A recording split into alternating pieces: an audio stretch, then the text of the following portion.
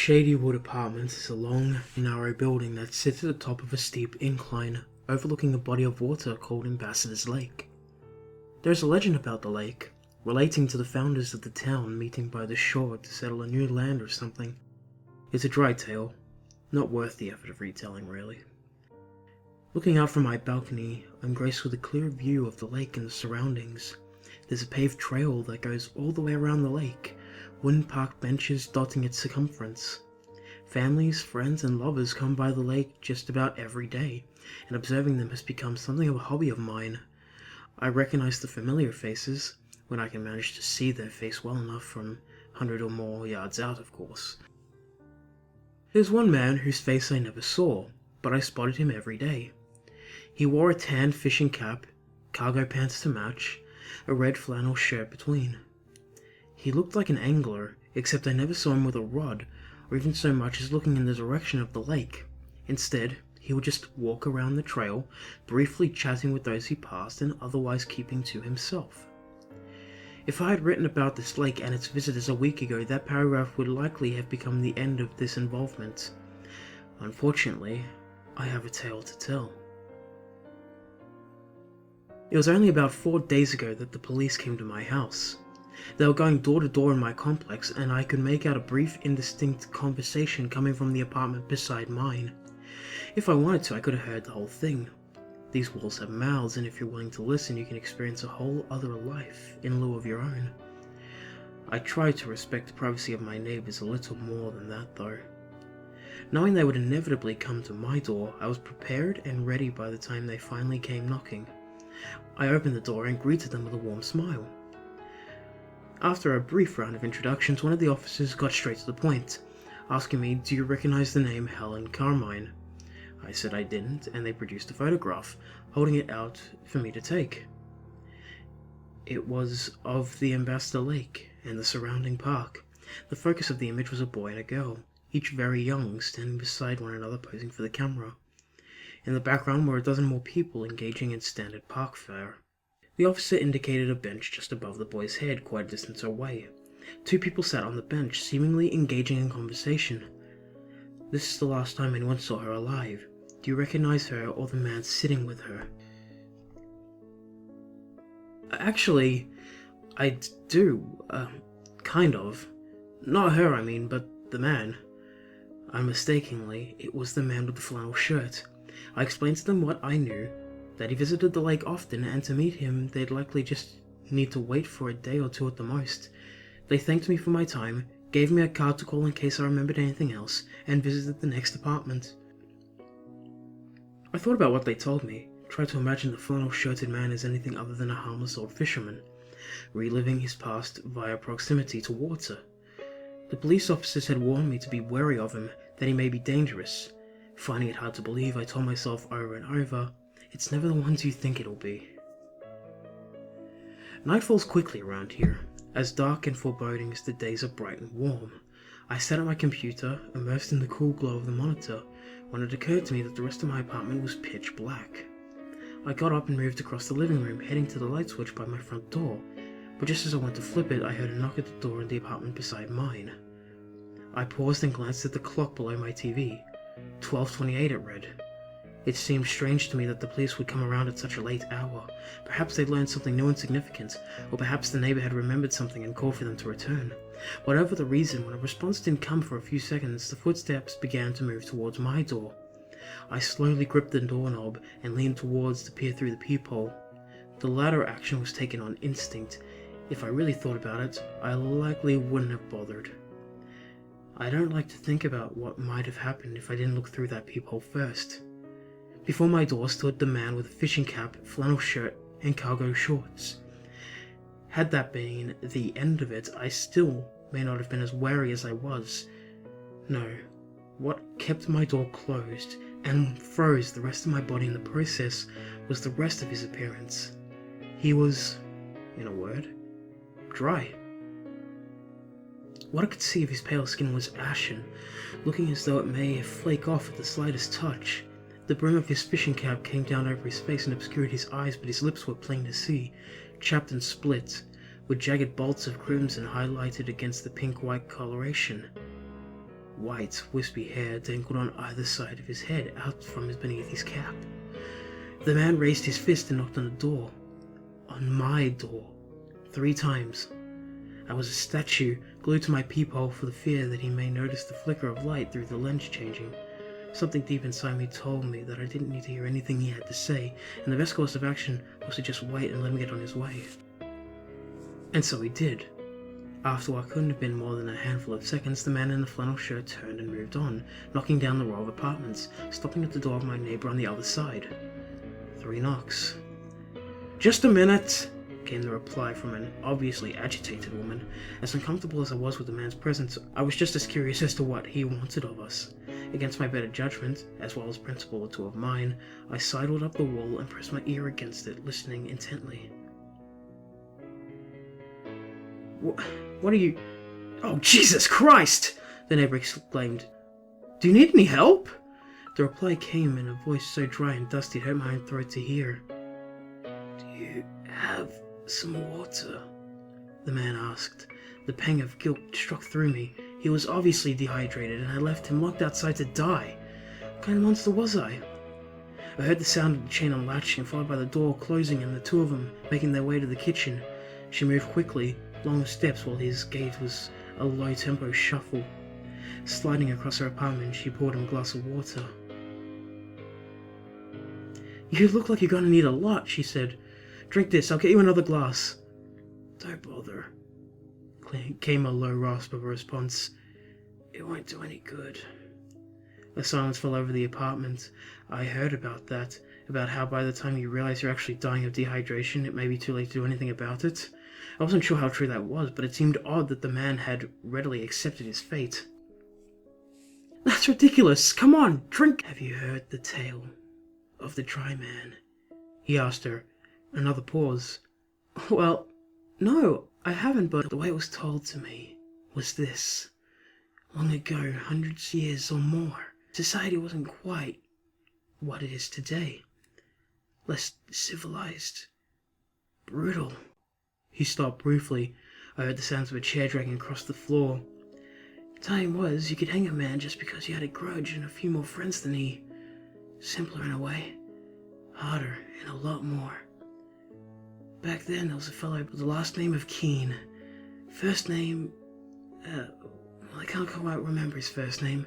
It doesn't matter much. A man lives on his own actions more than his name.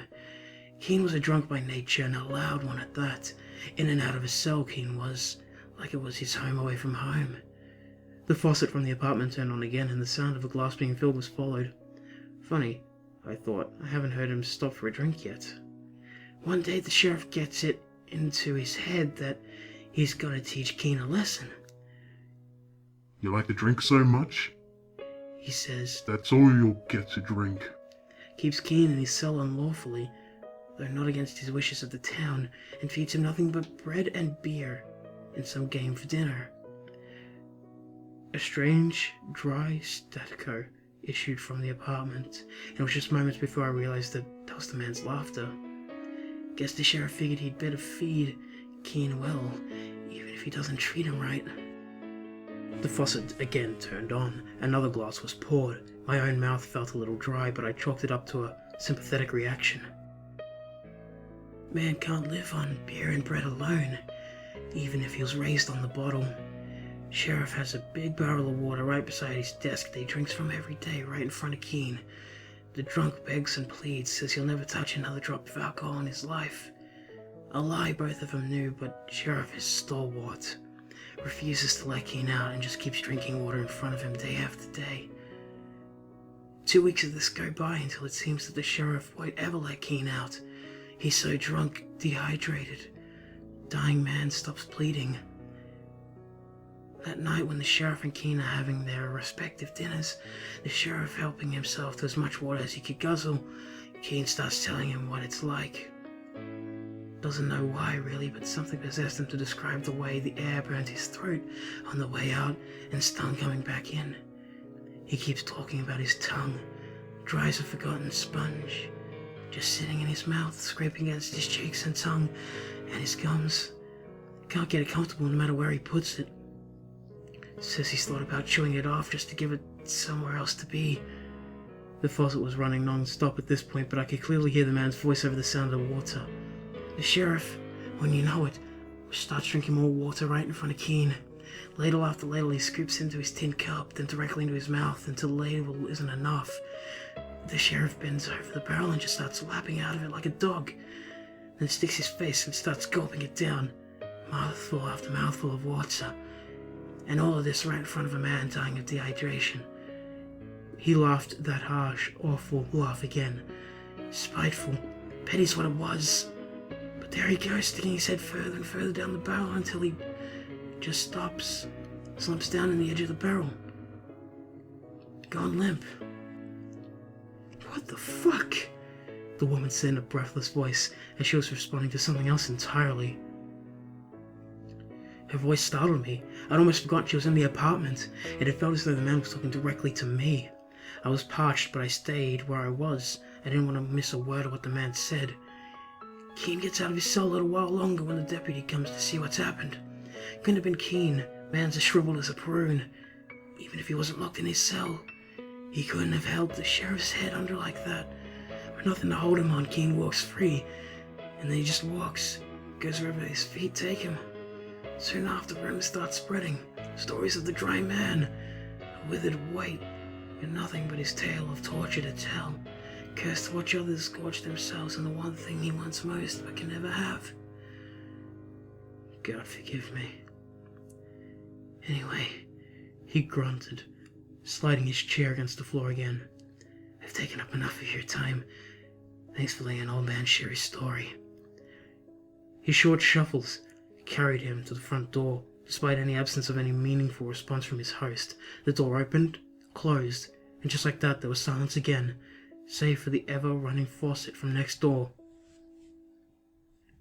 Quickly I made my way to the front door, peering out of the peephole for another glimpse of the man, but he was gone. Feeling more than a little tired, likely coming down off that odd primal adrenaline rush, I made my way to the kitchen for a glass of water before bed, drinking it down more quickly and readily than I recalled ever having done in the past. I made myself another to chase it before heading to bed, expecting the water to shake my thirst sometime in the night. Upon awakening, I discovered it had not. I didn't even need to use the restroom, I just wanted more water. In my PJs, I stumbled back to the kitchen, pouring myself another glass, when the red and blue flashes coming from my front curtain distracted me. As I pieced together in the next 10 or 20 minutes, my next-door neighbor had, at some point in the night, called 911 immediately before drowning in her own bathtub.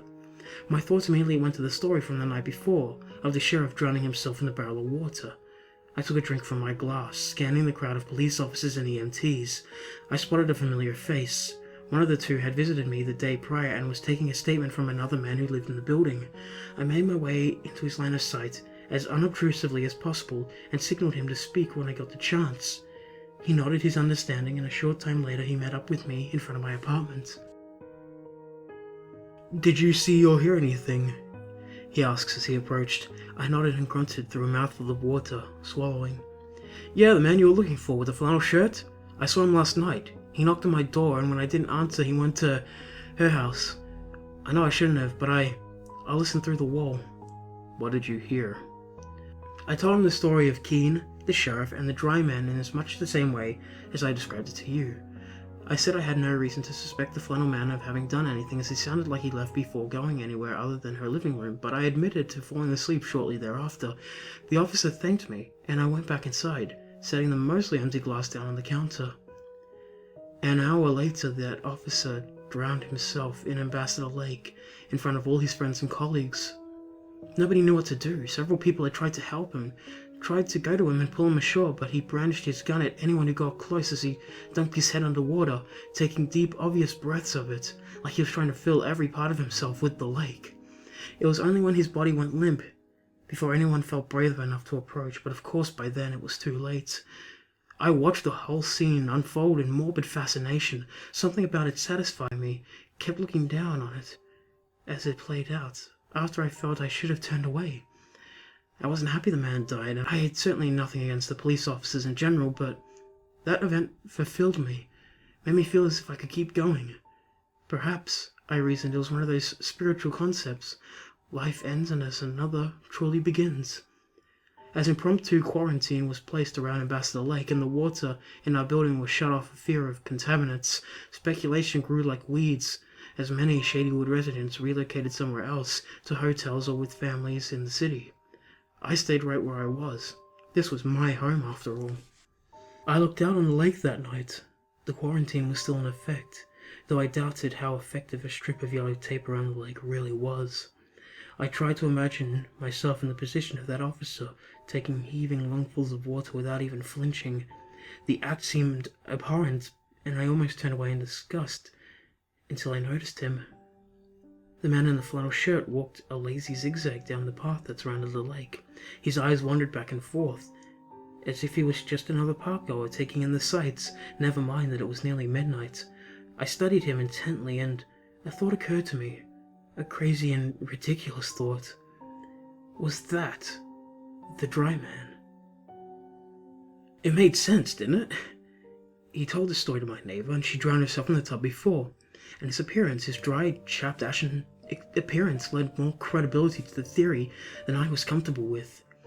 If I assumed that a person could exist with the ability to talk someone into drowning themselves, and that this person was known as the dry man, well, the more I thought about it, the more obvious, albeit far-fetched, it seemed.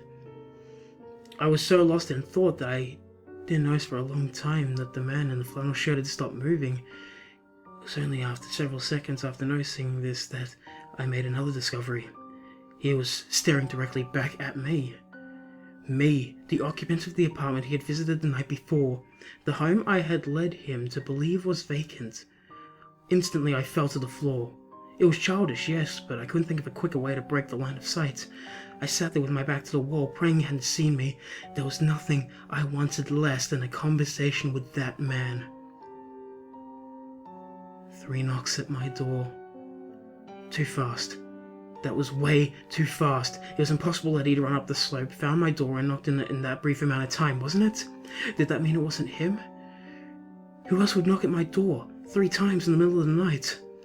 The silhouette of a man moved in front of my curtains, backlit by the street lamps outside. He was clearly facing into the apartment, swaying gently back and forth. I held my hands over my mouth, barely even breathing through my nostrils. Every light in my small home was on. If I moved, I'd almost certainly give myself away.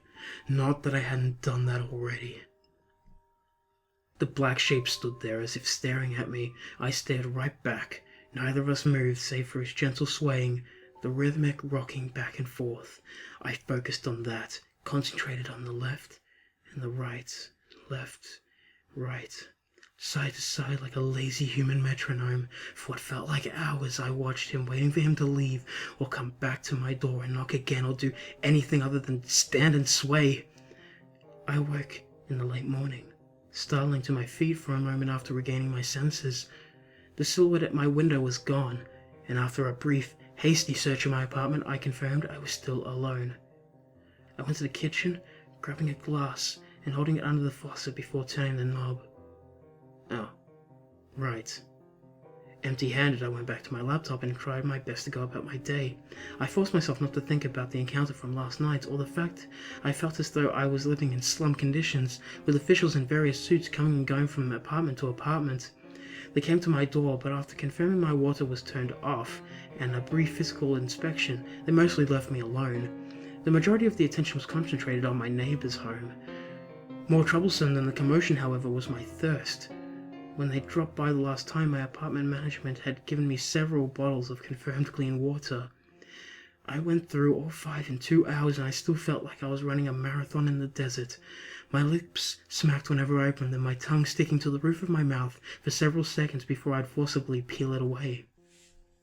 It was the strangest combination of feelings.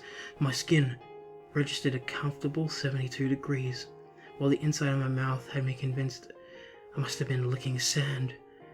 I stared out at the lake again, the wide blue lake, full of water, and the heat in my mouth seemed to ratchet up, as if just looking at the water was making what little must have remained in my mouth evaporate away. The quarantine was just a strip of tape. I'd watched the man drown himself. I wouldn't drown myself. I just needed a drink. Before I knew it, I was sliding down the slope behind my home. There's a set of stairs a little further than I had gone, but it would have been a waste of time. Time I could spend getting closer to the water, getting into the water, getting the water in me. I jogged up to the bank of the lake, slipping under the police tape. Distantly, I heard someone yelling at me to stop, but they didn't understand. I'd be right back out in just a second and take my slap on the wrist. But this is a matter of life and death. Immersing my hand in the soft, cool water of the lake was the single greatest moment of my life. I let it flood into every orifice in my head, surrounding myself in the cool refreshment, the nourishment I so desperately craved. I took in gulp after gulp, practically sobbing into the water in relief.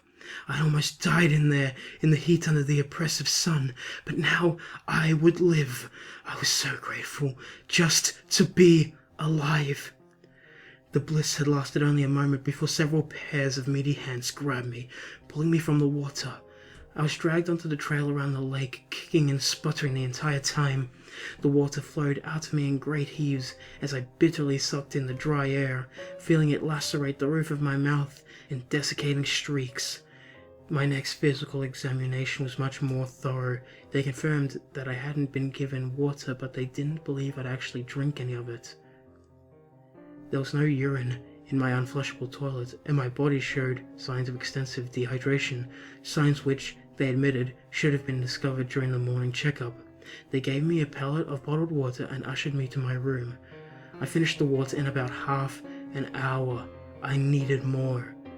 Another check outside confirmed my fears. There were guards posted around the lake now, moving in tight patrols. From my vantage point, I couldn't see any breaks in their formation.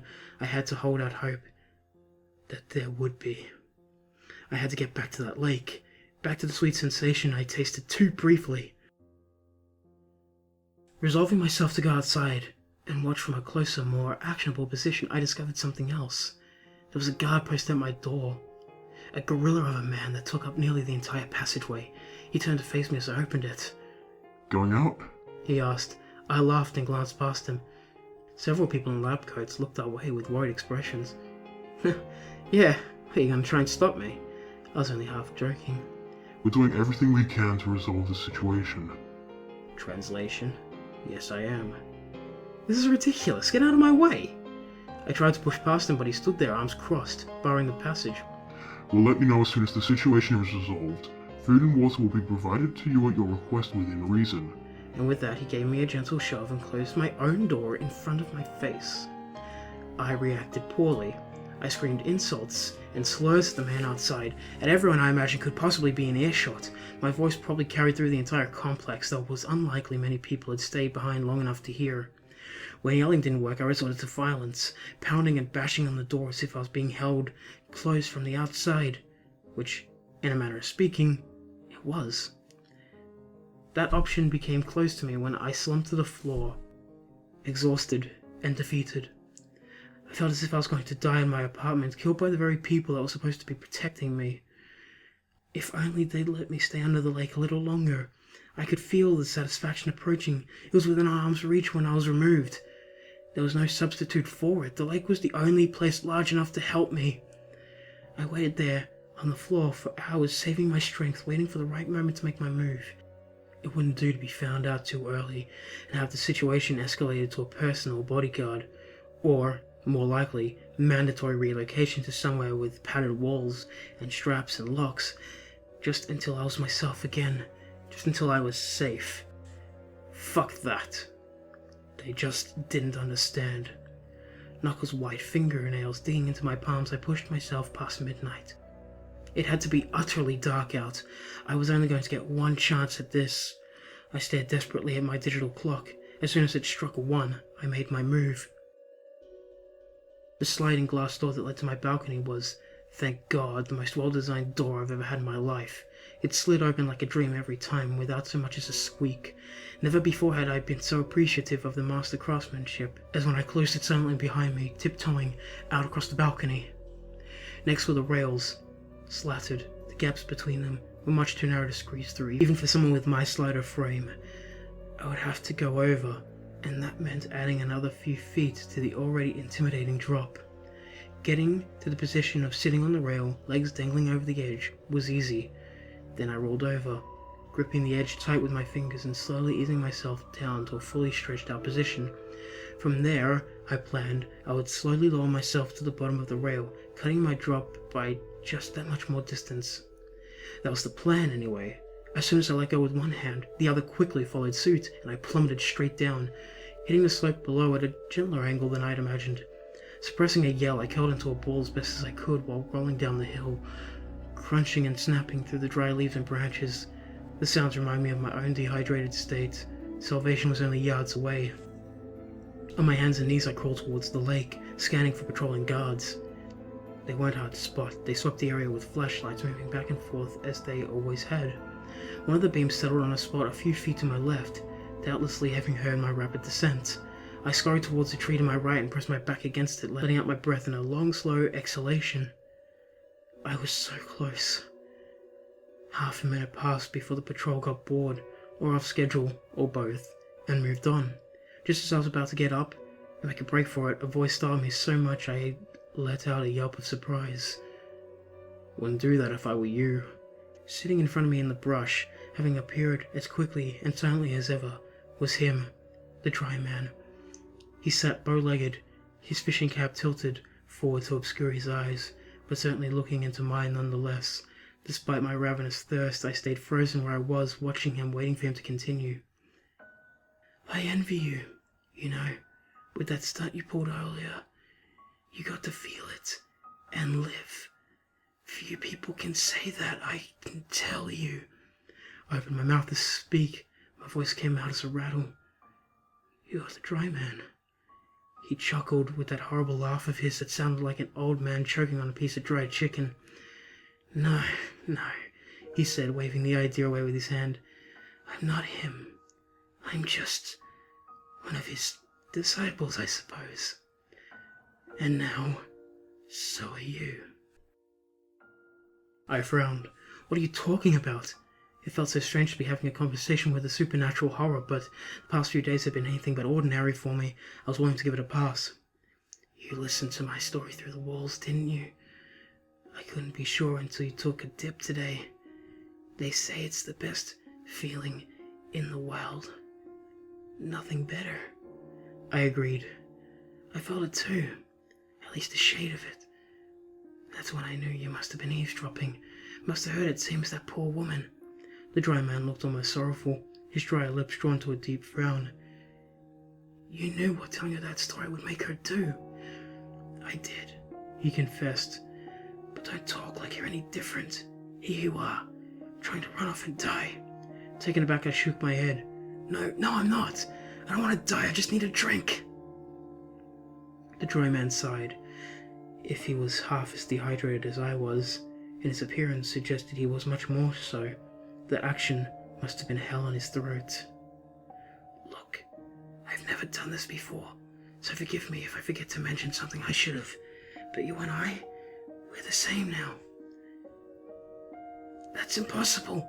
I've never been tortured. Hell, I'm not a century old. I remember the details of the story all too vividly, even days later. Another wheezing chuckle. Neither am I. I told you I ain't the dry man. I'm just a dry man now. Same as you. He held up a finger to silence me before I could interrupt. You and I play by the same rules. We can't have water anymore. Not a drop, or it sends us into a frenzy. You're likely feeling that now, I imagine. I was. You have some water, and it only makes things worse. You gotta have more, and before you know it, you're finding a big basin and dunking your head and holding it there till you can't hold nothing anymore. You understand me? What am I supposed to do? Spread the word, the tale of the dry man, and those who hear it will feed your thirst. The water they drink nourishes you. Like I said, the stunt you pulled today set me right as rain for a good long while. It's why I'm willing to do you this favor. I stared at him, aghast. So you murder people just so you can get something to drink? That sorrowful look returned to his face, and slowly he got to his feet. Morals have to take a backseat to reality sometimes, kid, he finally said before looking out across the lake. Some days there's nothing I'd like more than to just dive right in and feel it one last time, embracing the end of this miserable existence. I watched him look at the lake for a long silent moment, finally breaking it with, "But you don't." "But I don't," the man in the flannel shirt conceded, "and neither, I'm betting, will you." Then he left me alone by the water. The next morning they found every single patrolman face down in Ambassador Lake. A mandatory evacuation was enacted on Shadywood Apartments, as well as a manhunt for a certain resident who had gone missing in the night after the eluding supervision. I'm so sorry for what I've done. You know the rules now, and some of you will survive. Some of you will become me. But I don't think all of you will. Some of you won't believe. Others just won't have it in them. I don't expect you to forgive me, but I hope you understand. If you don't yet, you will soon.